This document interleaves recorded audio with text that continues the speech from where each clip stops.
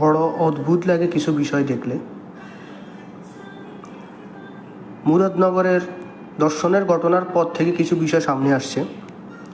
বিষয়গুলো হচ্ছে অপরাধীর রাজনৈতিক পরিচয় এবং সামাজিক স্ট্যাটাস আমরা খতিয়ে দেখছি। আমরা এটা দেখছি না সে কি অপরাধ করেছে।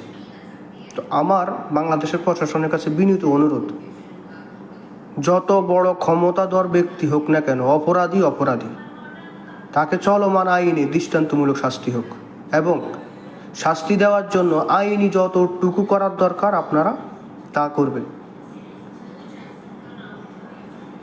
বড় দুঃখ লাগে যখন অপরাধীকে নিয়ে বাংলাদেশের তথাকথিত ভদ্র সমাজ সাফাই গায় এবং তাকে নির্দোষ দেখায় এবং এই অপরাধের সাথে বিগত দিনের অপরাধের সাথে তুলনা করে।